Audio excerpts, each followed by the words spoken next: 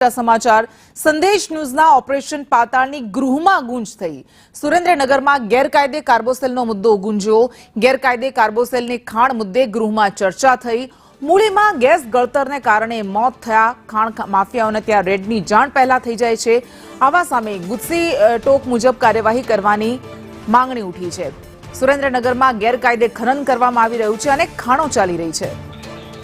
વધુ વિગત સાથે સંવાદદાતા હિરેન રાવલ આપણી સાથે જોડાઈ ગયા છે। હિરેન, ગૃહમાં આ મુદ્દો ગુંજ્યો હતો, શું ચર્ચા થઈ હતી?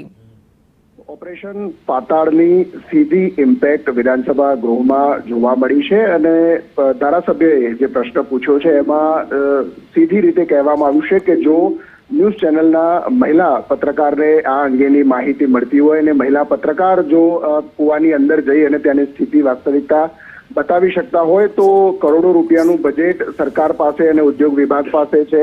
આ સાથે સરકારી તંત્ર એટલું બધું આધુનિક છે કે એમને તમામ માહિતી મળતી હોય છે, તો આ પ્રકારના કૂવાઓની માહિતી કેમ નથી મળતી એ પ્રશ્ન પૂછવામાં આવ્યો। તો સાથે આવનારા સત્ર સુધીમાં આવા જે પણ ગેરકાયદેસર અને ખોટી રીતે ખનન થઈ રહ્યા છે કાર્બોસેલના અને અન્ય એ તમામ એકમો પર રેડ કરી અને એવા લોકો સામે ગુસ્સી ટોકનો કાયદો અંતર્ગત ગુના નોંધી અને એમની સામે કાર્યવાહી કરી અને ગૃહને માહિતી આપવા માટે માંગણી કરવામાં આવી છે।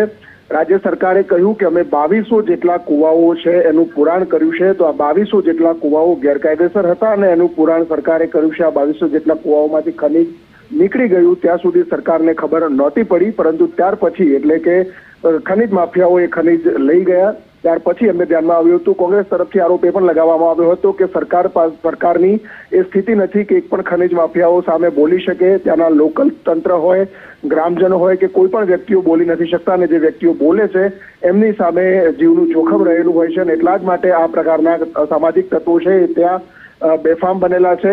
જો કોઈ મહિલા પત્રકાર આ પ્રકારની હિંમત કરી અને જો આ ઓપરેશન અંતર્ગત માહિતી બહાર લાવી શકતી હોય તો સરકાર કેમ નથી લાવી શકતી, તે સૌથી મોટો સવાલ ધારાસભ્યોએ ગૃહમાં પૂછ્યો હતો। જી બિલકુલ, આભાર આપનો તમામ વિગત માટે।